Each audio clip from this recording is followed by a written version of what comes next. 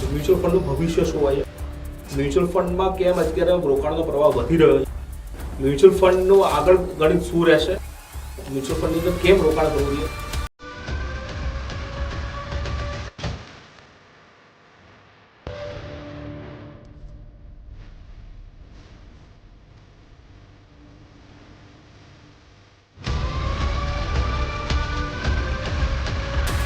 Children education, children marriage અને રિટાયરમેન્ટનું planning mutual ફંડથી કરી શકાય કે ના કરી?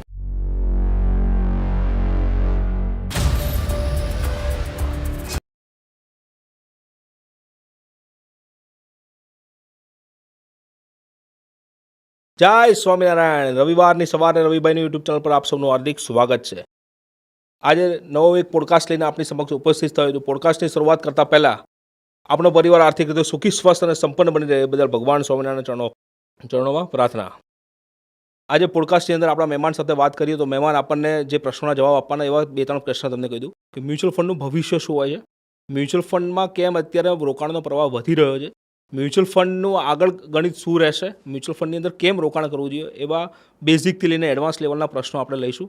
આપણી સાથે આપણા મહેમાન ઉપસ્થિત છે ચિરાગભાઈ મોદી, જે પ્રુડન્ટ કોર્પોરેટ એડવાઇઝરી લિમિટેડ સાથે છેલ્લા 20 વર્ષથી સંકળાયેલા છે, જે પોતે MBA ફાઇનાન્સ કરેલું છે એમને, અને મારી જેવા 3,000થી વધારે 8,000થી વધારે લોકો સાથે અને 33,000 કરોડ રૂપિયાનો AUM સાથે મેનેજ કરી રહ્યા છે. તો આપણે એમની સાથે વાતો કરીશું અને આપણા ક્વેશ્ચન આન્સર્સ એમની સાથે કરીશું. તો ચિરાગભાઈ, આપનું અમારી યુટ્યુબ ચેનલ પર હાર્દિક સ્વાગત છે. તો થોડા પ્રશ્નો હતા અમારા વ્યુઅર્સના, એ પ્રશ્નો આપણે લઈશું. તો મ્યુચ્યુઅલ ફંડની અંદર રોકાણ કરવાનો શ્રેષ્ઠ સમયગાળો કયો હોય છે? ઓકે, સૌ પહેલાં તમને અને તમારા વ્યુઅર્સને નમસ્કાર મારા. અને જે આપે કીધું કે એ બદલ મતલબ આ એક ઓપોર્ચ્યુનિટી મને આપી છે એ બદલ આપનો ખૂબ ખૂબ આભાર. એટલે હવે તમે પ્રશ્ન પૂછી શકો. મ્યુચ્યુઅલ ફંડમાં રોકાણ કરવાનો શ્રેષ્ઠ સમયગાળો કયો હોય છે? દેખો, મ્યુચ્યુઅલ ફંડમાં અગેન એક ક્લેરિફિકેશન હું મારા એન્ડ પરથી બી આપી દઈશ, કારણ કે હું બી એક ઇન્વેસ્ટર છું અને છેલ્લા 20 વર્ષથી ઇન્વેસ્ટમેન્ટ્સ કરી રહ્યો છું. એટલે અહીંયા જે કંઈ બી આપણે વાત કરીશું એ મારો અંગત અભિપ્રાય હશે અને મારો પોતાનો એક્સપિરિયન્સ બી એની અંદર ક્યાંક તમને દેખવા મળશે. ઓકે, તમારો જે પ્રશ્ન છે એ પ્રમાણે મ્યુચ્યુઅલ ફંડમાં ક્યારે રોકાણ કરી શકાય, તો આમાં એક જ વસ્તુ છે કે જ્યારે બી તમે ઇન્કમની શરૂઆત થાય, તમારી આવકની શરૂઆત થાય છે, જેવી આવક તમારી આવે છે ત્યારથી ઇન્વેસ્ટમેન્ટ્સ કરતા રહેવું. ઘણીવાર ઘણા લોકો પ્રશ્ન પૂછતા હોય છે કે ભાઈ મ્યુચ્યુઅલ ફંડમાં મતલબ બજાર નીચે હોય ત્યારે ઇન્વેસ્ટ કરવું કે ઉપર હોય ત્યારે ઇન્વેસ્ટ કરવું. અમે એમને એક જ વસ્તુ કહેતો છે કે જો તમારી પાસે ટાઈમ છે ને, તો કરંટ માર્કેટ મતલબ current time is one of the best time to invest. સમય આપવું વધારે જરૂર છે રાધર કયા ટાઈમે ઇન્વેસ્ટમેન્ટ્સ કરવું. એટલે જે કંઈ બી ઇન્વેસ્ટમેન્ટ્સ કરો છો, અત્યારે પૈસો પડેલો છે તો અત્યારે ઇન્વેસ્ટમેન્ટ્સ કરી નાખો. બજારના ટાઈમિંગની કેવી કોઈ જરૂર હોતી નથી એમાં. મતલબ બજારના અપડાઉનની કોઈ રાહ જોવાની જરૂર નથી તમારી દ્રષ્ટિએ? અમારો એક્સપિરિયન્સ તો એવું જ કહે છે કે પૈસો અત્યારે છે તો અત્યારે ઇન્વેસ્ટ કરી નાખો અને ટાઈમ બેસ્ટ ટાઈમ એ છે કે આપણા ખિસ્સામાં કેટલા પૈસા પડ્યા છે. Current time is the best time invest. તો આ જે નવા યુવા રોકાણકારો હોય છે એ લોકો જ્યારે જોબની શરૂઆત કરે છે તો ત્યારે શરૂઆત નથી કરતા હોય તો 21-22 વર્ષે અને 30-35 વર્ષથી શરૂઆત કરતા હોય તો એ લોકો માટે તમે શું કહેવા માગો છો? એ લોકોને એમ જ કહીશ કે જે મેં મારી કરિયરની શરૂઆતથી ફ્રોમ ધ ડે ઓફ ફર્સ્ટથી જ ઇન્વેસ્ટમેન્ટ્સ ચાલુ કર્યું હતું અને એ વખતે મને ખ્યાલ છે કે 1,000 રૂપિયાથી ઇન્વેસ્ટમેન્ટ્સ ચાલુ કર્યું હતું, જેને આપણે SIP કહીએ છીએ એ પ્રમાણે. એ 2023 મતલબ 23 વર્ષની ઉંમર, એટલે હું કહી શકું 2004ની અંદર એ ઇન્વેસ્ટમેન્ટ શરૂઆત કરી હતી, 4-5ની અંદર. એ આજની તારીખે ઇન્વેસ્ટમેન્ટ્સ ચાલુ છે ને આજે મને એની વેલ્યુ સમજાય છે કે જો એની અંદર થોડું ઘણું બી લેટ થઈએ છે તો આપણી અમાઉન્ટની અંદર બહુ મોટો ફરક આવે છે. તો અમે તો કહીએ જ છે કે જ્યારે બી તમારી આવક ચાલુ થાય પહેલાં જ મહિનાના ઇન્કમની અંદરથી તમે કંઈક નાનું અમથું બી સેવિંગ્સ ચાલુ કરી દો. મતલબ આઈફોન લેતા પહેલાં થોડું સેવિંગ્સ કરવું જોઈએ, મતલબ એવું કેવું છે તમારું યુવા રોકાણ? શ્યોર. પ્રશ્ન બીજો તમને કરું કે મ્યુચ્યુઅલ ફંડમાં રોકાણ કરવાની શરૂઆતનો એક્ઝેક્ટ સમયગાળો શું છે? તમે થોડો જવાબ તો આપી દીધો પણ છતાં એને બ્રીફ કરવું હોય તો શું કહી શકાય? એક્ઝેક્ટ સમયગાળો તો મતલબ જે કેટલો સમય રાખવું કે કેટલા સમયનું તમારી પાસે ટાઈમ પીરિયડ હોય એ વધારે ઇમ્પોર્ટન્ટ છે. આજે જેમ કે પૈસો છે તમારી પાસે તો મિનિમમ તમે એમ માનીને ચાલો કે અહીંયાથી 5 વર્ષ મારે આ પૈસાની જરૂર નથી, તો એવા જ સમય માટે તમે જો કોઈ બી ઇક્વિટી મ્યુચ્યુઅલ ફંડમાં ઇન્વેસ્ટમેન્ટ્સ કરો છો તો વધારે સારું છે. તમને એમ લાગે છે કે નહીં મારી પાસે વર્ષ, 1.5 વર્ષ, 2 વર્ષનો પૈસો છે, તેવા ઘણા બધા ડેટ સાઇડના મ્યુચ્યુઅલ ફંડ આવતા હોય છે કે જેની અંદર તમને એક ફિક્સ્ડ ઇન્કમ મળી શકતી હોય છે. તો આઈ થિંક 1-2 વર્ષનો સમય પીરિયડ છે તો ડેટ ફંડ સારા છે, અને 5-1 વર્ષનો ઉપરનો સમય પીરિયડ છે તો ઇક્વિટી ફંડ. અને તમને લાગે કે નહીં 2-3-4 મહિના માટે કે થોડા ડેઝ માટે ઇન્વેસ્ટમેન્ટ્સ કરવું છે તો લિક્વિડ ફંડ કરીને બી એક આની અંદર એક સારો ઓપ્શન મતલબ હોય છે. જરૂરી નથી કે લાંબો સમય રોકાણ કરવું હોય તો જ મ્યુચ્યુઅલ ફંડમાં કરો, એ માન્યતા ખોટી થઈ શકે. હા, એ એક જે કીધું ને એ પ્રમાણે કે સમયના બેઝિસ ઉપર તમે ફંડ સિલેક્ટ કરી શકો છો. મતલબ આમાં એવી બધી જ ફેસિલિટી છે કે ભાઈ તમે 1 દિવસથી માંડીને 10 વર્ષ કે 20 વર્ષ માટેના ભાઈ સમયગાળામાં રોકાણ કરો તો કરી શકો, એવા બધા જ ફંડ ઉપલબ્ધ છે મ્યુચ્યુઅલ ફંડ ઇન્ડસ્ટ્રીઝની અંદર. હા, તો જેમ તમે કીધું ને એ પ્રમાણે 1 દિવસથી માંડીને 1 વીક માટેના લિક્વિડ ફંડ્સ, 1-2 વર્ષ માટેના ડેટ ફંડ્સ અને 5-1 વર્ષ ઉપરનો ઇક્વિટી ફંડ્સનો એક સમયગાળો હોય છે કે જ્યાં અમે અમારા ઇન્વેસ્ટર મિત્રોને એ સજેસ્ટ કરતા હોય છે અમે. પ્રશ્ન ત્રીજો છે કે ઘણી વખત લોકોને મ્યુચ્યુઅલ ફંડની અંદર અત્યારે 75 લાખ કરોડ રૂપિયાનું વોલ્યુમ થઈ ગયું છે ટોટલ ઇન્ડસ્ટ્રીઝનું એવું કહે છે એની અંદર. Okay. તો લોકોને ઘણી વખત એવું છે કે ભાઈ આ મહેનત કરેલા પૈસા આપણે પરસેવાના પૈસાની અંદર નાખી તો દઈએ છીએ, પણ ક્યારેક મ્યુચ્યુઅલ ફંડ કંપનીને આધાર ના થઈ જાય, તો એવો કોઈ કિસ્સો છે ખરો ભૂતકાળમાં? સો દેખો, અમે તો મતલબ છેલ્લા 20 વર્ષથી આ ઇન્ડસ્ટ્રી સાથે જ સંકળાયેલો છું. અને પહેલી વસ્તુ ખાસ તમારા દર્શક મિત્રોને એ કહીશ કે મ્યુચ્યુઅલ ફંડમાં તમે ઇન્વેસ્ટમેન્ટ્સ કરો છો ને તો એક વસ્તુ ખાસ ધ્યાનમાં રાખો કે આની અંદર નાદારી પોસિબલ નથી, કારણ કે એક ટ્રસ્ટ એક્ટની અંદર કામ કરે છે. Mutual fund is a trust act, work under the trust act. કોઈ કંપનીઝ એક્ટ નથી કે જેની અંદર કોઈ પૈસો લઈને જતો રહે. આનું જો તમે દેખશો કે કઈ રીતે મેનેજ થાય છે, જેમ તમે મને આજે પૈસા આપો છો તો આની અંદર મ્યુચ્યુઅલ ફંડમાં એએમસી કંપનીઓ છે જે આ પૈસો મેનેજ કરતી હોય છે. તમે જે પૈસો આપ્યો એની સામે એ લોકો સિક્યુરિટીઝ લેતા હોય છે, વેધર ઇટ ઇઝ શેર્સ કે બોન્ડ કે ડિબેન્ચરની બી કોઈ બી વસ્તુ હોઈ શકે છે. અને જ્યારે બી તમારે પૈસાની જરૂર છે તો એ વસ્તુ સેલ કરીને એ પૈસો તમને પાછો આપે છે. સો કોઈ એએમસી કે આમાં ઓનરશિપ એક માત્ર ને માત્ર એના યુનિટ હોલ્ડરની હોય છે.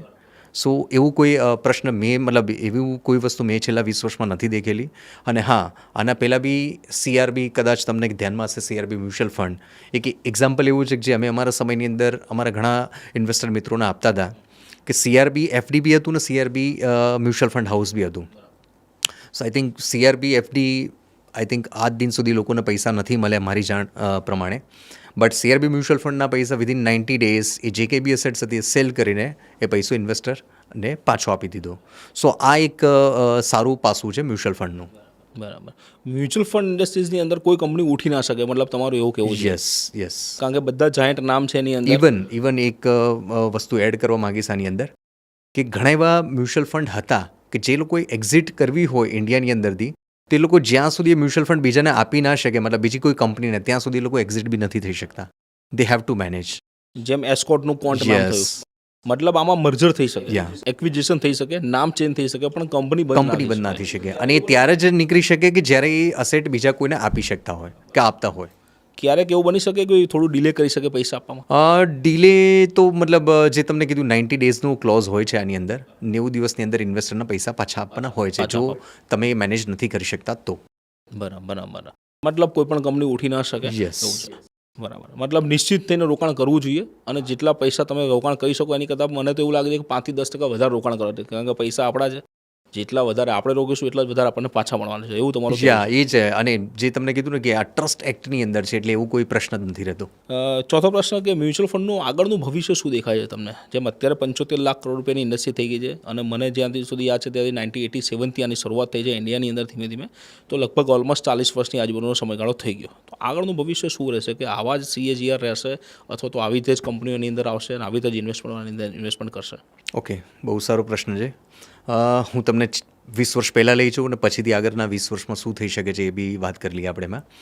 સો જ્યારે મેં આ ઇન્ડસ્ટ્રીમાં એન્ટર થયેલો 2004ની અંદર, it was 1 lakh crore industry. 1 lakh કરોડનું ટોટલ AUM હતું મ્યુચ્યુઅલ ફંડનું, જે આજે રવિભાઈએ કીધું એ પ્રમાણે 75 લાખ કરોડ સુધી પહોંચી ગયું છે, ઓલમોસ્ટ 74-75 લાખની આજુબાજુમાં. સો એ જો વાર્ષિક દરે આપણે જો દેખવા છીએ ને તો લગભગ અમારી ગણતરી પ્રમાણે 27-28% CAGR રિટર્ન્સ, મતલબ 27%થી આ ઇન્ડસ્ટ્રી વધી રહી છે. અને આજની તારીખે જો તમે કહેવા જાઓ છો 75 લાખ કરોડમાં બી ભારતની અંદર અત્યારે માત્ર ને માત્ર 5 કરોડ ઇન્વેસ્ટર જ એન્ટર થયા છે મ્યુચ્યુઅલ ફંડમાં, અને એ બી એમની પોતાની કિટીનો કદાચ 10-20%થી વધારે પોર્શન ઇન્વેસ્ટમેન્ટ નથી કરેલો. સો ભવિષ્યની જો તમે વાત કરવા જાઓ તો નેક્સ્ટ 20 યર્સ જો આ રેટ પરથી ગ્રો થાય તો હું માનું છું એ પ્રમાણે 5 કરોડ ઇન્વેસ્ટર છે એ કદાચ 25 કરોડ ઇન્વેસ્ટર મ્યુચ્યુઅલ ફંડ ઇન્ડસ્ટ્રીમાં અમે દેખી શકીએ છીએ. કારણ કે આ પ્રોડક્ટ જ આની અંદર એટલું સારું સોલ્યુશન આપે છે ક્લાયન્ટ્સના જેટલા બી ફાઇનાન્શિયલ પ્રોબ્લેમ્સ છે એ બધાનું સોલ્યુશન આની અંદર મળી રહે છે. જેમ કે મોટાભાગના લોકોને શું જોઈતું હોય છે કે રિટર્ન્સ જોઈતું હોય, લિક્વિડિટી જોઈતી હોય અને ટેક્સ ઇફિશિયન્ટ રિટર્ન્સ, મતલબ ટેક્સમાં બી થોડીક રાહત મળી શકે એવા ઇન્વેસ્ટમેન્ટ સોર્સિસ શોધતા હોય છે. મ્યુચ્યુઅલ ફંડની અંદર આ બધી જ વસ્તુ છે કે તમને રિટર્ન્સ બી સારું મળતું હોય છે. જેમ ઇક્વિટી મ્યુચ્યુઅલ ફંડની આપણે વાત કરીએ તો જે રિટર્ન્સ મળે છે એમાં ખાલી 12.5% કેપિટલ ગેઇન, જે long term capital gain tax છે એટલો જ તમારે પે કરવો પડતો હોય છે. અને લિક્વિડિટી એટલી ભયંકર, મતલબ એટલી સારી રીતે અવેલેબલ છે કે આજે બી જો તમે ક્લિક ઓફ બટન પર પૈસા જ્યારે વિડ્રો કરવા જાઓ છો, ત્રીજા દિવસે તમારા અકાઉન્ટની અંદર પૈસા આવી જાય છે. સો આ બધી વસ્તુના લીધે અમે તો માનીએ છીએ કે આ ઇન્ડસ્ટ્રી આવનારા વર્ષોમાં બી આ જ પર્સન્ટેજથી ગ્રોથ કરતી રહેશે. મતલબ જે 2047નું જે 100 વર્ષ પછીનું ભારત મતલબ કહેવામાં આવે છે કે આજે તેના 100 વર્ષ પૂરા થશે ત્યારે વિકસિત ભારત આપણે પહોંચી જઈશું, તો એ ત્યાં સુધી પહોંચી જશે એવું પૂરો કોન્ફિડન્સ છે. 100% વિકસિત ભારત બી થશે. ને તમને ખાલી એક ફિગર આપી દઉં તો એટલું કહી શકે કે ભાઈ મ્યુચ્યુઅલ ફંડ ઇન્ડિયાની અંદર જેટલા બી મ્યુચ્યુઅલ ફંડ ઇન્ડસ્ટ્રી છે ને એના કરતાં અમેરિકામાં એક માત્ર ફંડ એટલું મોટું છે, મતલબ યુ કેન સે દેટ કે 10 ટાઈમ્સ મોટું એક માત્ર ફંડ છે બ્લેક રોક કરીને. સો અત્યારે તો આપણે કંઈ જ નથી, એમ જ માનીને ચાલી લો તમે. બરાબર. આ બ્લેક રોકની તમે વાત કરી તો અત્યારે ઘણા બધા વ્યુઅર્સના પ્રશ્નો હોય છે અને ઘણા બધા લોકો મને પૂછતા હોય કે જીઓ બ્લેક રોક જે નવું આવ્યું છે એના વિશે તમારું શું કહેવું છે? હા, સો અગેન જીઓ બ્લેક રોક, તમે કદાચ બ્લેક રોકનું નામ સાંભળેલું બી હશે પહેલાં. ડીએસપી બ્લેક રોક સાથે હતા એ લોકો અને પછીથી સમૂહ એ લોકો અલગ થઈ ગયા અને એ લોકો દેખતા હતા જ કે ભાઈ મ્યુચ્યુઅલ ફંડની જે શરૂઆત ભારતની અંદર થઈ છે ને આગળની સમયની અંદર જે ગ્રોથ છે એ બહુ ભયંકર, બહુ મોટું જ સાબિત થઈ શકે એવું છે. અને એટલા માટે જ એ લોકો બી એક પાર્ટનર શોધતા હતા અને જીઓ આ બાજુ ફાઇનાન્સની અંદર એન્ટર થયા તો એ લોકો બી શોધતા હતા. બંનેનું એક વેન્ચર થઈ ગયું ને આઈ થિંક તમને ખ્યાલ હશે કે 10 દિવસ પહેલાં એ લોકોએ ફંડ બી લોન્ચ કર્યા જેમાં 17-18 કરોડનું AUM બી એ લોકોએ ઊભું કરી નાખ્યું. મતલબ બહુ ટૂંકા સમયગાળાની અંદર બહુ મોટું ફંડ એ કલેક્ટ કર્યા છે. મતલબ આનાથી બી ઇન્ડસ્ટ્રીનો વિસ્તાર થવાનો છે અને લોકોને અલગ અલગ ઓપ્શન્સ પણ મળશે. અત્યારે ટોટલ 50થી વધારે AMCs કામ કરી રહી છે આની અંદર, ઇન્ડસ્ટ્રીઝની અંદર. આવતા ભવિષ્યમાં શું લાગે છે કે કેટલી AMC થશે એમ? સો આનો હું રેફરન્સ છે ને ઘણા અમારા મિત્રોને આપતો હોઉં છું કે ભાઈ ઇન્ડિયાની અંદર ખાલી 50 AMC છે. જો તમે યુએસએમાં જાઓ છો તો યુએસએમાં 6000+ AMC છે. ઓહો, બરાબર. અને એ પણ ખાલી 45 કરોડની પબ્લિક. યસ, એ ખાલી 30 કરોડની પબ્લિકની અંદર જો એ લોકો 6000 AMCs આર વર્કિંગ, અહીંયા આપણે 140 કરોડની પબ્લિકની અંદર ખાલી ને ખાલી 45થી 50 AMC અત્યારે અવેલેબલ છે. બરાબર. મતલબ હ્યુજ ગ્રોથ હજી AMCને નવી કંપનીને આવવામાં પણ, નવી સ્કીમોને આવવામાં અને લોકો માટે લોટ ઓફ ઓપ્શન્સ પણ નવા જોવા મળશે એની અંદર. આગળનો પ્રશ્ન લઈએ કે ઘણા લોકો ફિક્સ ડિપોઝિટની અંદર બહુ મોટું માર્કેટ છે ભારતની અંદર અને લગભગ મારા ખ્યાલથી અત્યારે જે મ્યુચ્યુઅલ ફંડનું જે વોલ્યુમ છે 75 લાખ કરોડ, ઓલમોસ્ટ લગભગ 250 એટલે 250 લાખ કરોડ રૂપિયાનું વોલ્યુમ ફિક્સ ડિપોઝિટનું છે અત્યારે. તો આ જે ઇન્વેસ્ટર છે એના માટે તમે શું કહેવા માગો છો કે એ લોકોને ઇન્વેસ્ટમેન્ટ આમાં કરવું જોઈએ કે ના કરવું જોઈએ એમ? સો દેખો, અગેન હું તમને કહીશ કે આ એક અંગત અભિપ્રાય તમને આપું છું. જે તમે વાત કરી એ પ્રમાણે કે ભાઈ મ્યુચ્યુઅલ ફંડ 75 લાખ કરોડ ને ફિક્સ ડિપોઝિટ 250 લાખ કરોડ છે. 10 વર્ષ ખાલી પહેલાં થોડુંક પાછળ જાઓ તો તમને ખ્યાલ આવશે 2015માં, અને કદાચ હું એ રેફરન્સમાં બી લઈ શકીશ કે હમણાં જ ઉદય કોટકે જે એક ટ્વીટ કરેલું હતું એનો જ ડેટા તમને શેર કરું છું કે 2015માં ફિક્સ ડિપોઝિટની સામે મ્યુચ્યુઅલ ફંડ ઇન્ડસ્ટ્રી વોઝ 13%, અને આજે 2025માં 31% પર પહોંચી ગઈ છે. 13%થી 31% ઇન લાસ્ટ 10 years. અને અમે એક્સપેક્ટ કરી રહ્યા છે કે જો આ જ વસ્તુ આવનારા સમયની અંદર ચાલશે તો કદાચ 2035 સુધીમાં બંને ઇક્વલ થઈ જશે કે જેટલું ફિક્સ ડિપોઝિટ છે એટલું જ મ્યુચ્યુઅલ ફંડ ઇન્ડસ્ટ્રી થઈ જશે અને એના પછી એનાથી ઘણી આગળ વધી જશે. બરાબર.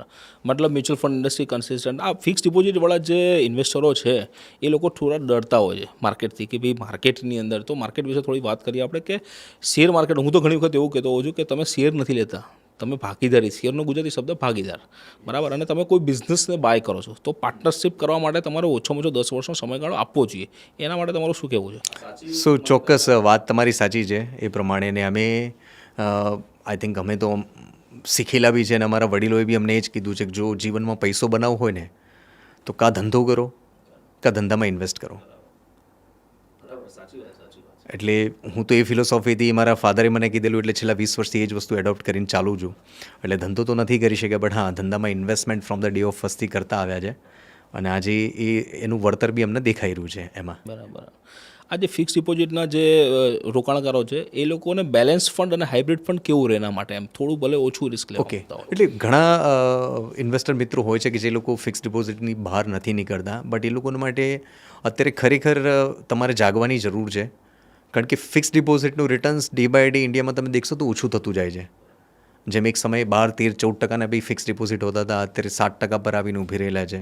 ઇવન સેવિંગ્સ એકાઉન્ટમાં 2.5% પર થઈ ગયેલા છે.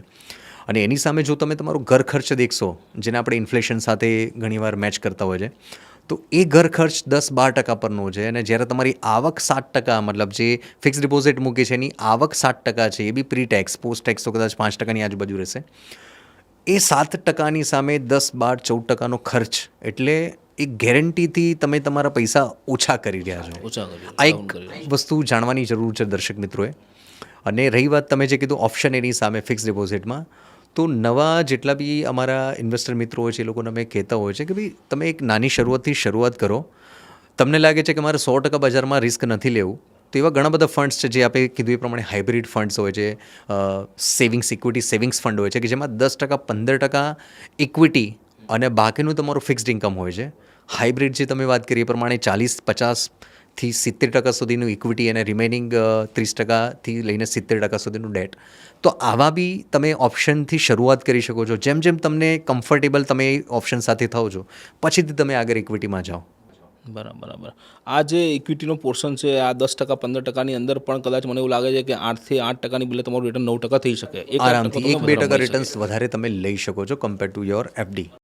મને એવું પણ લાગે છે કે ટેક્સેશનની દ્રષ્ટિએ એક બી કદાચ મ્યુચ્યુઅલ ફંડમાં રોકાણ કરે તો વધારે ફાયદો થાય. શું કહેવાનું? આપની વાત સાચી છે. બધા ક્લાયન્ટને, મતલબ ઇન્વેસ્ટરને ખબર જ હશે કે ભાઈ આજે જો તમે એફડી કરી રહ્યા છો તો ત્યાં જે ટેક્સ પે કરવાનો છે એ તમારા ટેક્સ બ્રેકેટ પ્રમાણે કરવાનો છે.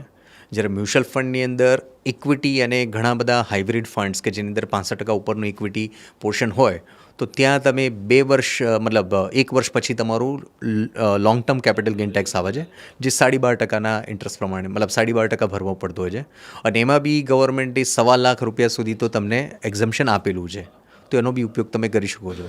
100%. મતલબ ટેક્સ પણ બચી શકે, રિટર્ન પણ થોડું વધારે મળી શકે, ઇન્ફ્લુએશનને પણ બીટી કહી શકે. આવા ઘણા બધા ફાયદા હાઇબ્રિડ ફંડ અને બેલેન્સ એડવાન્ટેજ ફંડમાં રહેલા છે. અને બધી જ કંપની પાસે એમના ઓપ્શન છે જેમાં પણ કમ્ફર્ટેબલ છે એમાં ઇન્વેસ્ટમેન્ટ કરવું જોઈએ. બીજું તમે એક વાત કરી કે ભાઈ બિઝનેસની અંદર તમે કીધું બિઝનેસમાં અમે પાર્ટનરશિપ કરવાનું મને મારા ફાધરે શીખવાડ્યું. તો હું પણ ઘણી વખત મારા પ્રેક્ષકોને અથવા તો પછી મારા જે કોમન જે ડાયલોગ છે એની અંદર ઉપયોગ કરતો કે 9 વાગે હું ઘરેથી કામ કરવા માટે નીકળું છું અને 6 વાગ્યા સુધી હું કામ કરું છું અત્યારે હાલની અંદર, અને હું પૈસા કમાઉં છું એની અંદર. તો મને એવું કહેવામાં આવ્યું છે કે 9 થી 6 તમે કામ કરશો તો તમારું પેટ ભરાશે અથવા તમારો પરિવાર ચાલશે. પણ તમારા જે પૈસા, જે કમાયેલા પૈસા છે એને જો તમે બીજી કઈ જગ્યાએ 9 થી 6 કામ કરવા માટે મોકલશો તો હોઈ શકે કે તમે સારું જીવન પણ જીવી શકો. સાચી વાત ખોટી વાત છે? ના, તમારી વાત બિલકુલ સાચી છે. જેમ કહેવાય છે ને કે 9 થી 5 આપણે પેટ ભરવા માટે કામ કરતા હોય છે, બટ 5 થી 9 આપણો પૈસો કામ કરતો હોય છે. અને અમે એમાં વધારે બિલીવ કરીએ છીએ, કારણ કે તમે જે કામ કરો છો એ તમારી એક્ટિવ ઇન્કમમાં આવે છે, બટ તમે જે પૈસો ઊભો કર્યો છે એક્ટિવ ઇન્કમ પરથી, એને જો કામે લગાડી દો છો ને, ઇટ્સ કોલ્ડ પેસિવ ઇન્કમ. અને આઈ કેન સે દેટ કે અમે ઘણા ઇન્વેસ્ટર મિત્રો એવા દેખેલા છે, ઇવન અમે એક ઇન્વેસ્ટર તરીકે બી અમે ફીલ કરીએ છીએ કે આજની તારીખે અમારી એક્ટિવ ઇન્કમ કરતાં પેસિવ ઇન્કમ 3-4-5 ગણી મોટી છે. સો પણ એના માટે સમય આપવો જરૂરી છે. એટલે હું બધા જ તમારા પ્રેક્ષકોને બી એ જ વસ્તુ કહીશ, જ્યારથી તમારી ઇન્કમ ચાલુ થાય, ઇવન ભલે અત્યારે લેટ બી થઈ ગયો તમે, પણ તમારી પાસે સમય છે આવનારા 5, 10, 15, 20 વર્ષનો, તો આજની તારીખથી જ શરૂઆત કરી દેજો પેસિવ ઇન્કમ ઊભી કરવાની. જાગ્યા ત્યારથી સવાર, મતલબ એવું પ્રેક્ષકોને કહેવું છે કે ભાઈ આજે તમે જેટલું પણ ઇન્વેસ્ટમેન્ટ કરી શકતા હોય એટલો કરી શકો. આગળનો પ્રશ્ન લઈએ કે રિયલ એસ્ટેટનું બહુ મોટું માર્કેટ છે ભારતની અંદર, અને ભારત અત્યારે બૂમિંગ થઈ રહ્યું છે ધીમે ધીમે, અને એની વિરુદ્ધ લોકો મ્યુચ્યુઅલ ફંડની અંદર બી ઇન્વેસ્ટમેન્ટ કરતા હોય છે. એટલે આપણે ખાલી ના ડિફરન્સ સમજવાનું, એવું નથી કે રિયલ એસ્ટેટ ખરાબ છે કે મ્યુચ્યુઅલ ફંડ સારું છે. તમારો શું વ્યૂ છે રિયલ એસ્ટેટ વેઝ મ્યુચ્યુઅલ ફંડની અંદર? કયા કયા એવા ટોપિક્સ છે અને કયા કયા એવા પોઈન્ટ છે કે જેના આધારે લોકોએ મ્યુચ્યુઅલ ફંડની અંદર થોડો પોર્શન વધારવો જોઈએ? Okay, so real estate I think મારી જેટલી સમજ છે એ પ્રમાણે હું તમને કહી શકીશ. આમાં મેં આજ દિન સુધી ખાલી ઘર સિવાય બીજું કોઈ રિયલ એસ્ટેટ બાય કરેલું નથી. બરાબર. કારણ કે એક નોર્મલ અમે રિટર્ન્સ ફેક્ટર્સ દેખતા હોય છે કે રિયલ એસ્ટેટનું રિટર્ન્સ પેન ઇન્ડિયા જો એક ફિગર છે એના પ્રમાણે તમને કહું છું કે ભાઈ મ્યુચ્યુઅલ ફંડનું રિટર્ન્સ ઓર સેન્સેક્સનું return last 40 years is 15%, 14.7 something કંઈક છે, એટલે લગભગ 15%. એની સામે રિયલ એસ્ટેટનું return on an average is 9%. Even gold તમે 9.5%ની આજુબાજુ દેખી રહ્યા છો. રિયલ એસ્ટેટમાં તકલીફ 2-3 જે મેં ફેસ કરેલ છે એ પ્રમાણે જેમ કે રિયલ એસ્ટેટમાં છે ને તમારે મોટી અમાઉન્ટ ઇન્વેસ્ટમેન્ટ્સ કરવી પડતી હોય બરાબર સાચી ઇન લેક્સ. જ્યારે આજે હવે તો કરોડમાં. હવે તો કરોડમાં થઈ ગઈ. બટ જ્યારે હવે અત્યારની નવી જે પેઢી છે કે આ જે દર મહિને ઇન્કમ કમાઈ રહ્યું છે એની પાસે ઓપ્શન નથી, તો એની પાસે શ્રેષ્ઠ ઓપ્શન મ્યુચ્યુઅલ ફંડની એસઆઈપી છે કે ભાઈ આજે તમે 1000ની પર મંથની એક નાની અમાઉન્ટથી બી મ્યુચ્યુઅલ ફંડની અંદર એક પાર્ટિસિપેટ કરી શકો છો એક ઇન્વેસ્ટર તરીકે, જે રિયલ એસ્ટેટમાં એ લોકો માટે પોસિબલ નથી હોતું. બરાબર બીજું, રિયલ એસ્ટેટની અંદર લિક્વિડિટી બહુ મોટો કન્સર્ન છે.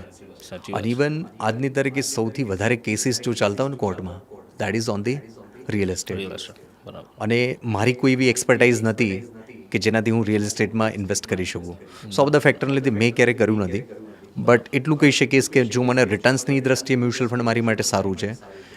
ઇન ટર્મ્સ ઓફ લિક્વિડિટી જે તમને કીધું એ પ્રમાણે ક્લિક ઓફ બટન પર પૈસા હું મારા અકાઉન્ટમાં લઈ જઈ શકું છું. બરાબર. પ્લસ ઓવરઓલ ટેક્સ ને બધી જ રીતે જો મને કમ્ફર્ટેબલ રહેતું હોય તો મેં કોઈ ઓપ્શન એ દેખેલું નથી, એટલે હું વધારે કહી નહીં શકીશ એમાં. મતલબ ફ્લેક્સિબિલિટી છે એની અંદર, પૂરેપૂરી લિક્વિડિટી છે, પૂરેપૂરી ટેક્સના ફાયદા છે એની અંદર, અને ઘણા બધા અને ફાયદા પણ મેઇન છે તો એની અંદર. નાની અમાઉન્ટથી શરૂઆત મ્યુચ્યુઅલ ફંડ થઈ શકે છે, પેલામાં લેક્સ ઓર કરોડમાં જોઈએ છે.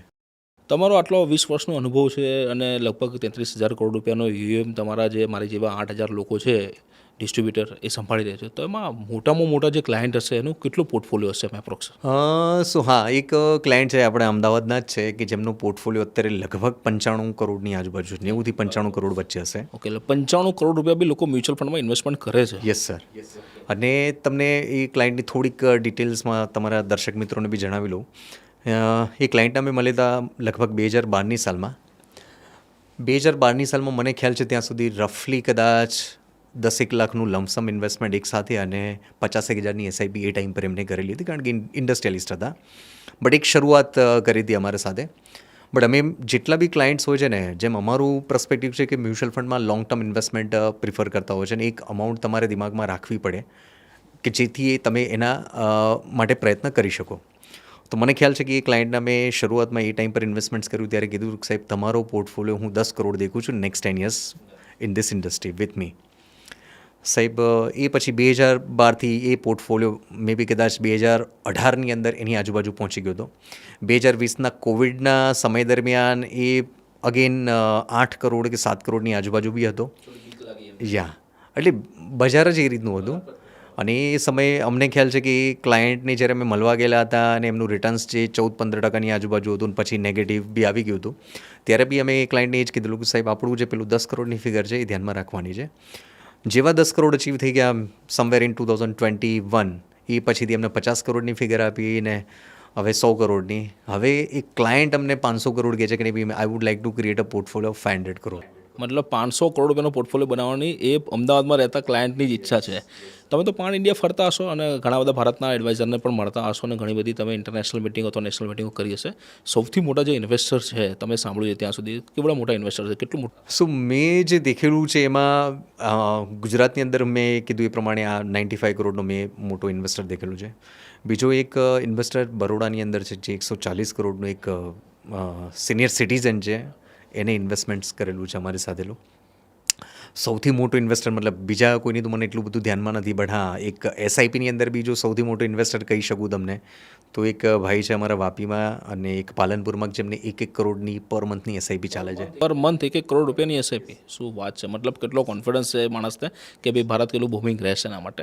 મેં એક નેશનલ મિટિંગ એટેન્ડ કરી હતી મુંબઈની અંદર, ત્યારે એક અમારા બહુ મોટા એડવાઇઝર છે ભારતના, એ આવ્યા હતા અને એમના એક ક્લાયન્ટ હતા, એ એક્સપાયર થઈ ગયા હતા. ત્યારે એ વાત કરતા હતા કે એ એક્સપાયર થઈ ગયા ત્યારે એમના વાઇફના નોમિનીસના નામ પર 500 કરોડ રૂપિયા મ્યુચ્યુઅલ ફંડમાંથી ટ્રાન્સફર થયા હતા. બેલ્લારુની અંદર એની સ્ટીલની બહુ મોટી કંપની હતી પૈની, અને એ 500 કરોડ રૂપિયાની અંદર ટ્રાન્સફર થયા. ત્યારે મેં સાંભળ્યું 500 કરોડ રૂપિયા બી એક માણસ ઇન્વેસ્ટમેન્ટ કરી શકે એમ. મતલબ આમાં પોટેન્શિયલ છે. જે રિયલ એસ્ટેટના જે મોટા મોટા માથાતા હોય છે, મોટા ભાગે મારું કામકાજ રિયલ એસ્ટેટના લોકો સાથે થતું હોય છે, બરાબર. હું એ લોકોને બી કન્વિન્સ કરવા જતો હોઉં છું કે ભાઈ તમે આટલું મોટું ઇન્વેસ્ટમેન્ટ આની અંદર કરી શકો છો, પણ હજી એ લોકો ક્યાંય કન્સેપ્ટ નથી થઈ શકતા. એના માટે 1-2 શબ્દ શું કહી શકો? સો આમાં જે કીધું ને તમને કે એક ફિગર જો તમે દિમાગમાં લઈને ચાલો છો ને તો જ આ વસ્તુ પોસિબલ થાય છે.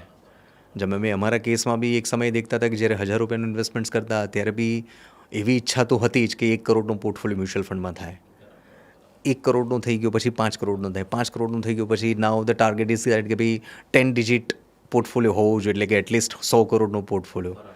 અને આઈ થિંક જે રીતે ચાલી રહ્યું છે એ પ્રમાણે કદાચ આવનારા 10-15 વર્ષમાં ત્યાં હોઈ બી શકે છે. પહોંચી બી શકે છે, કદાચ એનાથી પહેલાં બી પહોંચી શકે છે. મતલબ ઇન્ડિવિજ્યુઅલ એક ઇન્વેસ્ટર બી 100 કરોડ રૂપિયાના પોર્ટફોલિયો હોઈ હોઈ શકે, શકે ખરા એમ બરાબર. તમે વિચારો બધું થઈ શકે બધું જ છે, પહેલું શોર્ટમાં. દિમાગથી માઇન્ડ સેટ તમારું ક્લિયર હોવું જોઈએ કે મારે એ લેવલ પર પહોંચવું છે. બરાબર. આગળના પ્રશ્ન તરફ જઈએ આપણે કે ભાઈ અત્યારે ગોલ્ડ જબરજસ્ત ચાલ્યું છેલ્લા 4-5 વર્ષની અંદર અને 1,05,000 સુધી ગોલ્ડ પહોંચવા આવ્યું અત્યારે. તો ઘણી વખત લોકો ગોલ્ડની કમ્પેરિઝન મ્યુચ્યુઅલ ફંડ સાથે બી કરતા હોય છે. તો એક તો આપણી પાસે ગોલ્ડનું ETF તો છે જ, પણ મ્યુચ્યુઅલ ફંડ અને ગોલ્ડની અંદર કેવો ફરક હોઈ શકે? સો દેખો, ગોલ્ડ તમે દેખશો ને તો એક કોમોડિટી છે, પ્રિશિયસ મેટલ્સ તમે કહી શકો છો એને. જ્યારે ગોલ્ડ ચાલતું હોય છે ને ત્યારે 2-3-4 વર્ષમાં એક સાથે ચાલતું હોય છે અને પછી જ્યારે એનો સ્લેક પીરિયડ આવે છે ને ત્યારે 5-10 વર્ષ એક લેવલ પર બી ઊભું રહેલું અમે તો દેખેલું છે વસ્તુમાં. 2012માં મને યાદ છે ત્યાં સુધી લગભગ 30,000 ગોલ્ડ હતું અને એ 60,000 થતાં એને લગભગ 10 વર્ષ લાગી ગયા. મતલબ 10 વર્ષે ડબલ થયું એમ. એટલે અચાનક વસ્તુ વધતી હોય છે અને પછી ટાઈમ કરેક્શન જે કહી શકીએ એ બી આની અંદર આવી શકતું હોય છે. નોર્મલી થંબ રૂલ જે અમે અમારી ઇન્ડસ્ટ્રીમાં અને અમારા પર્સનલ પોર્ટફોલિયોમાં એપ્લાય કરીએ છીએ એ જ હું તમને કહીશ આમાં.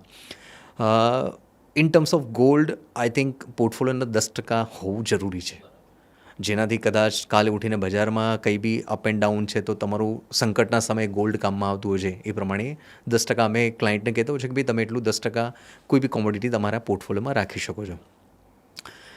બીજી એક કોમન એક વસ્તુ છે કે ગોલ્ડ માટે જે વડીલો બી કહી ગયેલા છે કે ભાઈ 1 તોલો સોનાનો ભાવ એટલો જ હોવો જોઈએ કે જેટલો તમારો 5 ફેમિલી મેમ્બરના ઘર ખર્ચ છે. એટલે તમે કહી શકો કે આજની તારીખે ઘર ખર્ચ 5 ફેમિલી મેમ્બર હોય તો 60-70-80 હજાર આજુબાજુ હોય. તો કોઈ બી સમય તમે ઉઠાવીને દેખી લો 10-10 વર્ષના ગેપમાં 1980માં, 70માં, 90માં, 2000માં, 2010માં અને 2020માં જેટલું તમારું 5 ફેમિલી મેમ્બરના ઘર ખર્ચ હશે, EMI નથી કહેતો હું, ખાલી ઘર ખર્ચની વાત કરું છું, એટલો જ 1 તોલો સોનાનો ભાવ હોવો જોઈએ. આ એક પેલું કહી શકે ને એક કહેવત છે ઓર કીધેલું છે, વડીલોએ કીધેલું છે આ વસ્તુ. એટલે તમે હવે તમારી રીતે રિલેટ કરી શકો છો કે આ ભાવ વધારે છે કે ઓછો છે, બટ ઓન એન એવરેજ જે કીધું 7-8થી 10% વચ્ચે ગોલ્ડના એપ્રિસિએશન રહેતા હોય છે. સોનું છે એક ઇમોશનલ વસ્તુ છે અને સોનું લઈને વેચવા જવું એ ઘણી વખત એવું કહેવાય કે ઘણી વખત વડીલો કહેતા હોય કે સોનું એ છેલ્લું માધ્યમ છે વેચવા માટેનું, એમ કે ભાઈ માણસ ગળા સુધી આવી ગયો ત્યારે સોનું વેચવું જોઈએ. એટલે વેચવા જાઓ તો તમને એવું લાગે કે આરું ખોટું વેચાઈ રહ્યું છે. અને ઘણી વખત આપણે ધર્મપત્નીઓ એ બી ના પડતા હોય કે ભાઈ આ સોનું રહેવા દો અંતર, બાકી બધું તમે વેચો અંતર. મતલબ સમય ત્યારે નીકળી ના શકો તમે એની અંદર અને એને વેચી ના શકો. ગોલ્ડ લોકો સંગ્રહ કરતા હોય છે પણ એમાંથી પૈસા કાઢીને કોઈના લગ્ન કર્યા હોય એવો તો ઉદાહરણ કે મેં જોયા નથી. નથી જોતું, તમારી વાત બિલકુલ સાચી અથવા છે. એને વેચીને કોઈનું ભણતર કાઢ્યું હોય, છોકરાનું ભણતર કાઢ્યું એવું બી લોકો નથી કરતા, કારણ કે એ સંપત્તિ બનાવવાનું માધ્યમ છે, લોકો ભેગા કરતા જાય. તમે જે કીધું ને એની અંદર હું ખાલી એક વસ્તુ તમારા પ્રેક્ષક મિત્રોને વાત કરીશ કે જે તમે કીધું ને કે સોનું સંકટ સમયની બારી છે ને લોકો નથી વેચતા હોતા, કોઈ બી પ્રસંગ હોય કે કંઈ બી હોય નથી વેચતા હોતા. એ જ રીતે જો મ્યુચ્યુઅલ ફંડને ટ્રીટ કરે ને, આઈ થિંક જ્યારે કોઈ ઇન્વેસ્ટર સાથે પ્લાન કરવા બેઠા હોય ને તો એમના બાળકના એડ્યુકેશન માટે કે એના રિટાયરમેન્ટ માટેની એ બધું પ્લાનિંગ ચાલતું હોય. કારણ કે આપણે અત્યારે 2025માં બેઠા છે, 2040માં શું હશે આપણને ખબર નથી. એટલે એક જે પેલું કહેવાય ને કે એક ડાઉટ હોય છે એના લીધે પ્લાનિંગ અત્યારથી ચાલુ કરી દેતો હોય છે. બટ મેં અમારા આટલા 20 વર્ષના અનુભવમાં એક વસ્તુ દેખેલી છે કે જે કોઈ બી જે વસ્તુ માટે પ્લાન કરેલું હોય ને એ 10-15-20 વર્ષ પછી છે ને સાહેબ, એ પ્લાનિંગ એટલું એનું જબરદસ્ત થઈ ગયેલું હોય છે કે એને પૈસો વિડ્રો કરવાની બી જરૂરિયાત નથી હોતી. જેમ સોનું નથી વિડ્રો કરી શકતા એ રીતે આ બી નથી વિડ્રો કરતા. નથી બરાબર શકતા, બરાબર. મતલબ એમાંથી સંપત્તિ બનતી જતી હોય છે અને પોતાનું પર્સનલ ગ્રોથ બી થતું હોય છે 15-20 વર્ષમાં. ગોલ્ડની અંદર આપણી વાત ચાલતી હતી તો ગોલ્ડની અંદર મ્યુચ્યુઅલ ફંડમાં પણ ઓપ્શન છે ઘણા બધા. હા, મ્યુચ્યુઅલ ફંડમાં બી ઓપ્શન અવેલેબલ છે. સો આજે તમે ગોલ્ડમાં SIP બી કરી શકો છો, એટલે કે દર મહિને તમારે ગોલ્ડમાં ઇન્વેસ્ટમેન્ટ્સ કરવું છે તો એક સ્પેસિફિક ડેટ તમે સિલેક્ટ કરી લો, ફોર્મ એનું ભરી લો તો આરામથી જે તે ડેટની અંદર તમારું SIP એ ડેબિટ થતું જાય છે. બીજા ગોલ્ડના ETF બી છે જે તમે ડીમેટની અંદર લઈ શકો છો. ગોલ્ડ બીઝ કરીને બી ઓપ્શન હોય છે કે જે ડીમેટની અંદર તમે બી લઈ શકો છો. એટલે કોઈ બી એક યુનિટથી બી તમે ત્યાં બાય કરી શકો છો. જ્યારે મ્યુચ્યુઅલ ફંડની અંદર આવશો તો ડેફિનેટલી કે 1000ની SIPથી તમે ગોલ્ડ બાય કરી શકશો. બરાબર. મતલબ ફિઝિકલ ગોલ્ડ કરતાં આપણને પેપર ગોલ્ડ મળી ગયું છે તો સચવાય, કારણ કે ફિઝિકલ ગોલ્ડની અંદર અત્યારે લોકરની બી સમસ્યા આવે છે કે અમુક બેંકોમાં લોકર જ નથી એમ, અને ઘરમાં તો હાચવાતું નથી, અત્યારે ચોરીના બનાવો બનતા હોય છે ને ખોટું ટેન્શન રાખીને શું કરાવ્યું. તો પેપર ગોલ્ડ પણ એટલું જ રિટર્ન આપતું હોય ગોલ્ડ એટલું જ એમ. Same you can say that કે જેટલું ગોલ્ડનું પ્રાઇસ છે એ પ્રમાણે જ એની વધઘટ થતી હોય છે. બરાબર. તો ગોલ્ડની અંદર બીજા આપણા મલ્ટી એસેટ એલોકેશનમાં પણ ગોલ્ડનો થોડોક પોર્શન આવતો હતો, એ ફંડમાં રોકાય કે ના રોકાય? એ ફંડ બી સારા છે. જ્યારે ક્લાયન્ટને જોઈએ છે કે નહીં મારે એક જ ફંડની અંદર બધું જ વસ્તુ જોઈએ છે, જેમ કે 10%, 20% કોમોડિટીઝ જેમાં ગોલ્ડ અને સિલ્વર બંને આવી જતું હોય છે, મારે ઇક્વિટી બી જોઈએ છે, મારે ડેટ બી જોઈએ છે થોડું ઘણું, એટલે કે ફિક્સ ડિપોઝિટ બી જોઈએ છે. તો એવા બધા ઇન્વેસ્ટર મિત્રો માટે સારું ફંડ છે કે જ્યાં તમને ઇક્વિટીનું ફ્લેવર બી મળશે, કે જ્યાં રિટર્ન સારું આપી શકે. કોમોડિટી જેમ કે ગોલ્ડ અને સિલ્વર જે તમારો પોર્ટફોલિયો પ્રોટેક્ટ બી કરી શકે, અને ડેટ કે જે ફિક્સ્ડ ઇન્કમ બી ઊભી કરી શકે. સો આ બધા જ અલગ ઓપ્શન અલગ હોય છે. ફંડ લેવાની જરૂર નથી, એક જ ફંડની એક જ અંદર ફંડની અંદર બધું તમે મળી બધું લઈ શકો છો. જાય. બરાબર. આગળનો પ્રશ્ન લઈએ કે એસઆઈપીમાં રોકાણ કરવું જોઈએ કે લમસમમાં? ઘણા લોકોનો આવો પ્રશ્ન હોય છે, અને ઘણા લોકો તો મ્યુચ્યુઅલ ફંડની એસઆઈપીને અલગ અલગ માનતા હોય છે. એના વિષય પર થોડું કહી દો. ઓકે, સો એસઆઈપી વર્ડ જ એટલો પોપ્યુલર થઈ ગયું છે કે ઘણા લોકોને આ કન્ફ્યુઝન છે કે સાલું મારે એસઆઈપી કરવું છે, મ્યુચ્યુઅલ ફંડ નથી કરવું. બટ પ્રેક્ષક મિત્રોને ખાલી જણાવી દઉં કે મ્યુચ્યુઅલ ફંડનો એક ભાગ છે એસઆઈપી, એક સ્ટ્રેટેજી છે કે જો તમારે દર મહિને ઇન્વેસ્ટમેન્ટ્સ કરવું છે તો એના અમે એસઆઈપી કહે છે, જે નોર્મલી રિકરિંગ તમે કહેતા હો છો, એને અમે સિસ્ટમેટિક ઇન્વેસ્ટમેન્ટ પ્લાન કહેતા હોય છે. બેંકની ભાષામાં રિકરિંગ ડિપોઝિટ કે, અને આપણી ભાષામાં એસઆઈપી કે. અને લમસમ એટલે એક સાથે જો તમારી પાસે અમાઉન્ટ છે ને એ તમારે ઇન્વેસ્ટ કરવી છે તો એને આપણે લમસમ ઇન્વેસ્ટમેન્ટ્સ કહીએ છીએ. હવે તમે જે પ્રશ્ન પૂછ્યો એ પ્રમાણે કે એસઆઈપી કરવું જોઈએ કે લમસમ, એ ડિપેન્ડ કરે છે કે તમારી પાસે જે આવકનો સ્ત્રોત છે એ કઈ રીતનો છે. તમારી પાસે એક સાથે મોટી અમાઉન્ટ છે તો ઇન્વેસ્ટમેન્ટ લમસમમાં કરી લો, અને બની શકે કે તમારી રેગ્યુલર આવક છે તો એ જ ઇન્વેસ્ટમેન્ટ લમસમ ઇન્વેસ્ટમેન્ટ્સ કર્યું એની અંદર એક એસઆઈપી બી ઓપન કરી લો, કે જેનાથી દર મહિને તમારી આવક આવે છે એ ઇન્વેસ્ટમેન્ટ બી થઈ જાય. ઘણી વખત લોકો શું કરતા હોય કે લમસમ પૈસા પડ્યા હોય, પણ મને કે ના માર્કેટની બીક લાગે છે કે આપણે એસઆઈપીથી જ રોકાણ કરો. તો એ લોકોનો ડિફરન્સ સમજાવો કે લમસમમાં 10 વર્ષ પહેલાં કર્યું હોય અને એ જ ફંડની અંદર એને 10 વર્ષ એસઆઈપી ચાલુ રાખ્યું તો શું ડિફરન્સ પડે છે? એક્ઝેક્ટ તો એનો મતલબ તમને આન્સર નહીં આપી શકું એનું, બટ એટલું કહી શકીશ કે એનો એડવાન્ટેજ શું છે. જેમ કે લમસમ તમે ઇન્વેસ્ટમેન્ટ્સ કર્યું, આજે બજાર તમારું 25,000 નિફ્ટી લેવલ છે, તમે લમસમ ઇન્વેસ્ટમેન્ટ્સ કર્યું, હવે 25,000થી 26,000 ઇન્ડેક્સ જાય છે, એટલે જે કંઈ બી 5% બી વધારો થયો, 4-5%, તો તમારે લમસમ ઇન્વેસ્ટમેન્ટમાં એટલું જ રિટર્ન્સ 4-5% આજુબાજુ આવવાનું છે. હવે બીજો પ્રશ્ન એ થાય કે કાં તો બજાર એની લેવલ પર રહે, કાં એનાથી નીચે જતું હોય છે.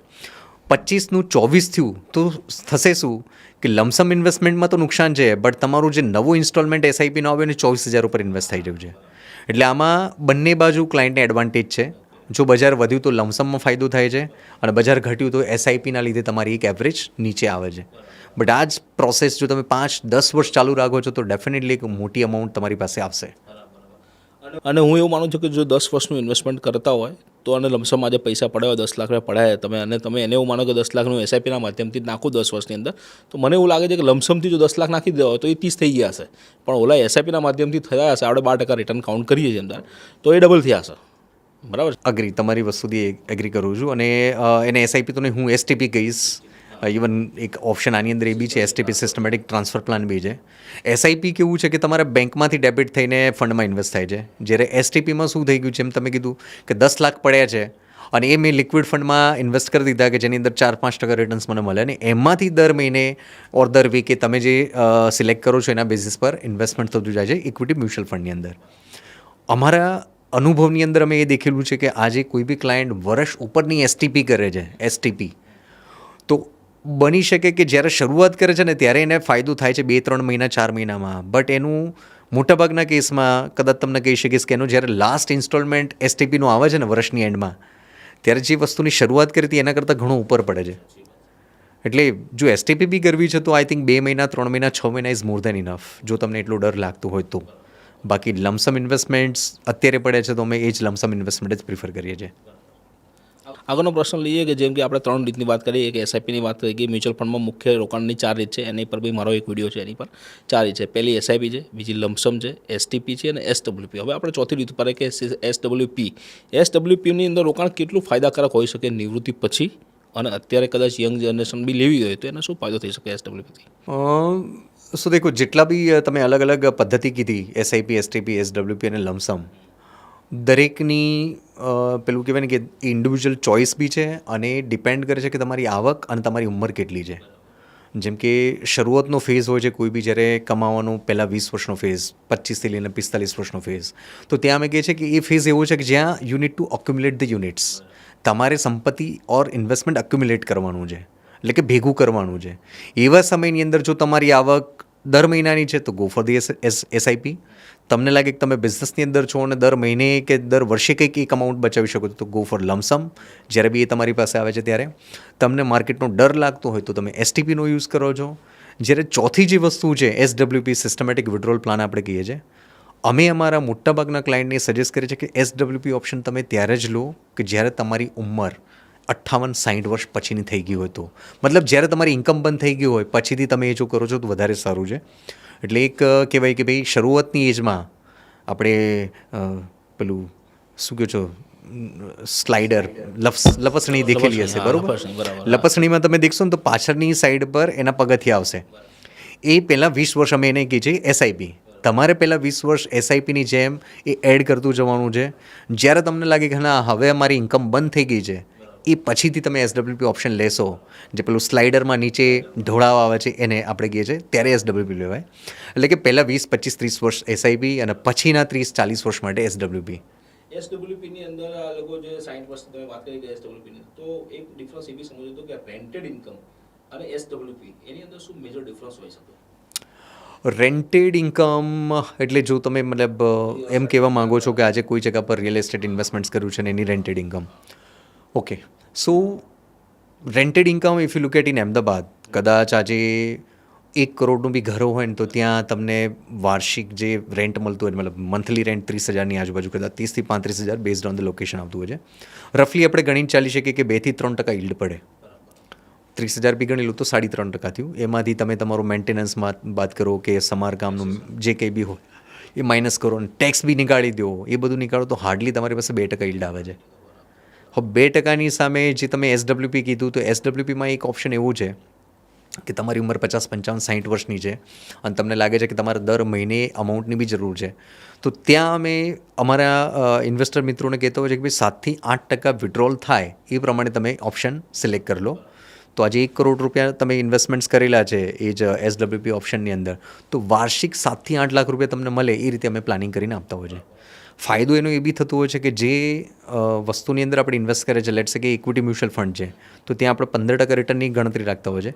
15માંથી 7 મેં તમને આપી દીધા, તો બાકીના 8 એની અંદર બી મતલબ તમારી અમાઉન્ટમાં બી વધારો થાય છે અને તમારો જે પર્પઝ છે એ સોલ્વ બી થઈ જાય છે કે દર મહિને તમારી ઇન્કમ બી એની અંદરથી થતી હોય છે. અને 9 વર્ષે પૈસા બી ડબલ થઈ જાય. હા, ઓન એન એવરેજ 10 વર્ષની આજુબાજુ.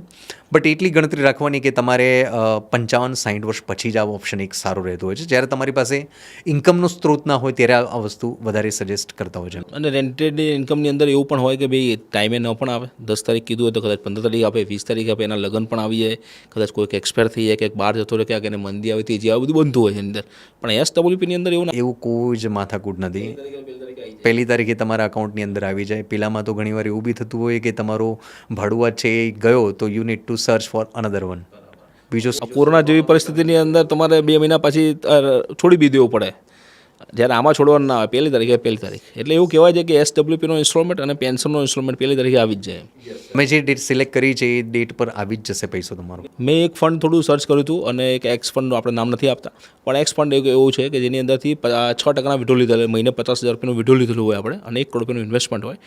30 વર્ષ થયું એ ફંડની અંદર, એટલે 30 વર્ષ પછી એની વેલ્યુ 100 કરોડ થઈ ગઈ. 1 કરોડના 100 કરોડ બી થઈ ગયા અને 50,000 રૂપિયા દર મહિને પણ એના ખાતામાં આવ્યા. એટલે 30 વર્ષ સુધી, એટલે 360 ઇન્સ્ટોલમેન્ટ એના ખાતામાં ઓલરેડી પડી ગયા. આટલું બધું રિટર્ન આપે સાહેબ. એ 15% જ રિટર્ન ગણતરી રાખો. અને હવે તો દર્શક મિત્રોને ખબર છે કે 15% રિટર્ન્સ એટલે દર 5 વર્ષે ડબલ થાય, 10 વર્ષે 4 ગણા થાય, 20 વર્ષે મતલબ 15 વર્ષે દેખવા જતો 8 ટાઈમ્સ ને 16 ટાઈમ્સ ને 32 ને 64 ટાઈમ્સ. એટલે અલ્ટિમેટલી આ પાવર ઓફ કમ્પાઉન્ડિંગ જ છે. જેટલો સમય તમે વધારે આપશો, ચક્રવૃદ્ધિ વ્યાજની કમાલ આ જ છે, જેટલો સમય વધારે એટલો પૈસો એ મોટો થતો જતો હોય છે. મતલબ આવું રિટર્ન મળી શકે ખરું. એક્સ ફંડે આપેલું છે ને ગૂગલ પર પણ એના આંકડા છે જ. તારે આગળનો પ્રશ્ન આપણે લઈએ કે ઘણી વખત લોકો કન્ફ્યુઝ હોય મ્યુચ્યુઅલ ફંડની અંદર કે હારું લાર્જ કેપ લેવું, મિડ કેપ લેવું, સ્મોલ કેપ લેવું કે ફ્લેક્સી કેપ લેવું, મલ્ટી કેપ લેવું. તો આ 5 કેટેગરી હું મોટાભાગે લોકોને પ્રિફર કરતો હોય. તો આ 5 કેટેગરી છે, તો એની અંદરથી ચૂઝ શું કરવું જોઈએ? ઉંમર પ્રમાણે આપણે થોડો રેશિયો જોઈએ, અથવા તો ઇન્કમ પ્રમાણે થોડો રેશિયો જોઈએ, તો શું કરવું જોઈએ? અને ટર્મ પ્રમાણે આ 3 વસ્તુ એમ. એટલે નોર્મલી અમે કહેતો છે કે 2, 3, 5 અમે કરતા હોય છે કે ભાઈ 20% સ્મોલ કેપ. જો એક એવરેજ એજ છે 30, મતલબ તમે કહી શકો કે 25થી લઈને 35 સુધીનું કોઈ બી ઉંમરમાં છે ઓર 40 સુધી, તો 2, 3, 5 અમે કહેતા હોય છે કે ભાઈ 20% તમારો સ્મોલ કેપ, 30% મિડ કેપ અને 50% લાર્જ કેપ પોર્ટફોલિયો હોવો જોઈએ.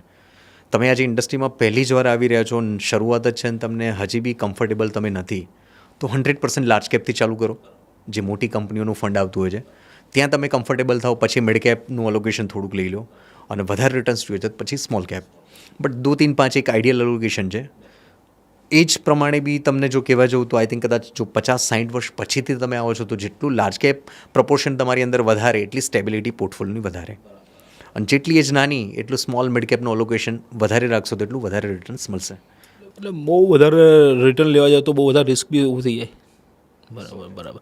હું પણ મોટાભાગે એવું કરતો હોઉં છું કે મારા જે ઇન્વેસ્ટરો છે એના માટે એવું કરતો હોઉં છું કે મલ્ટી કેપ ને ફ્લેક્સી કેપના કોમ્બિનેશન્સ આપતા હોય છે, ફંડ થોડા ઓછા રહે. હા, ઇવન એ એક સારો ઓપ્શન છે કે multi cap or flexi cap fund તમે કોઈ બી લેશો તો એ બધી જ વસ્તુ small mid large cap fund મેનેજરના પોતાના હિસાબ પ્રમાણે એની અંદર રહેશે જ. એટલે એક જ ફંડમાં બધું સોલ્યુશન જોતું હોય તો multi cap and flexi cap are the good option. આગળનો પ્રશ્ન લઈએ કે ઘણી વખત લોકો ડાયરેક્ટ મ્યુચ્યુઅલ ફંડમાં ઇન્વેસ્ટમેન્ટ કરતા હોય છે અને રેગ્યુલર ફંડની અંદર છે. આ બે ઓપ્શન્સ ઇન્ડસ્ટ્રીમાં અવેલેબલ છે. તો એ 3-4 એવા ફરક મને બતાવો કે કેમ ડાયરેક્ટ ફંડ અને રેગ્યુલર ફંડની અંદર એવા શું ફરક છે કે લોકો ડાયરેક્ટ ફંડની અંદર બી કરે છે ને? જો કે ઇન્ડસ્ટ્રી એવું કહે છે કે ડાયરેક્ટ ફંડની અંદર 20 કે 30% લોકો જ ઇન્વેસ્ટમેન્ટ કરે છે, 70-80% એડવાઇઝરની જરૂર પડે છે. તો એડવાઇઝરનો શું રોલ હોય આ બધું મ્યુચ્યુઅલ ફંડની અંદર એમાં? શું દેખો, એડવાઇઝરનો રોલ આમાં બહુ જ ઇમ્પોર્ટન્ટ છે. આઈ થિંક જો તમે છેલ્લા 20 વર્ષમાં દેખશો, I think mutual fund industry છેલ્લા 20 વર્ષથી જ આટલી વધારે ડેવલપ થઈ છે. જ્યારે કંઈ બી તમે ઇન્વેસ્ટમેન્ટ્સ કરો છો ને, જે અમે અમારા મોટાભાગના ક્લાયન્ટની અંદર દેખતા હોય છે, ઇન્વેસ્ટમેન્ટ્સ કરવાથી રિટર્ન્સ નથી બનતા. જે ઘણા લોકો કહે છે કે ભાઈ એસઆઈપી કરવાથી રિટર્ન્સ બનતા હોય છે કે મ્યુચ્યુઅલ ફંડ કરવાથી, બટ સાહેબ આંકડા એવું કહે છે કે ભાઈ આજની તારીખે જે એસઆઈપીની આપણે થોડી ઘણી વાત કરી લઈએ તો એમાં કે 100 લોકો જે એસઆઈપી કરતા હોય છે ને, 3 વર્ષ પછી આઈ થિંક 70-80% લોકો બંધ કરી દેતા હોય છે. અને 5 વર્ષ પછી ખાલી એએમસીનો ફિગર છે, મતલબ એમફીએ જે ફિગર બહાર પાડે છે એની અંદર કે 5 વર્ષ પછી ખાલી 11-15% લોકોની જ એસઆઈપી કન્ટિન્યુ રહેતી હોય છે. હવે આનું રીઝન એક જ છે કે બજારના ચઢાવ ઉતાર, ઇવન ઇન્વેસ્ટરની સાયકોલોજી. કારણ કે આજે તમે 5-5 હજારની બી એસઆઈપી કરો છો, કોઈ બી માણસ આજે 5 હજારની એસઆઈપીથી એક શરૂઆત કરે છે, એને લાગે કે ના 2-3 વર્ષ થઈ ગયા એટલે મારું 1,80,000ના ઇન્વેસ્ટમેન્ટની સામે 2 લાખ રૂપિયા થયા, કે 3 થયા, કે પછી 2.5 થઈ ગયા, કે પછી એનાથી નીચે ઇન્વેસ્ટમેન્ટ મતલબ રિટર્ન્સ મને મળે છે. તો એવા સમયની અંદર ઘણા અમે દેખેલા છે કે લોકો પોતાની કોઈ પર્સનલ જરૂરિયાત હોય તો એને સેટિસ્ફાઈ કરવા માટે બી પોર્ટફોલિયો વિડ્રો કરતા હોય છે. ઘણા એવા લોકો છે કે જેને કદાચ 2.5 લાખ થઈ ગયા, આટલું રિટર્ન્સ દેખ્યું નથી, મતલબ CAGRમાં આપણે ગણવા જઈએ તો બી વિડ્રો કરી લેતા હોય છે. ઘણા ક્લાયન્ટ એવા બી છે કે જેને કોવિડ સમય દરમિયાન નેગેટિવ દેખીને બી વિડ્રો કરી દીધેલું હોય છે. સો ઇન્વેસ્ટમેન્ટ્સ કરવાથી રિટર્ન્સ બનતા હોય તો સાહેબ બધાના બની ગયેલા હતા.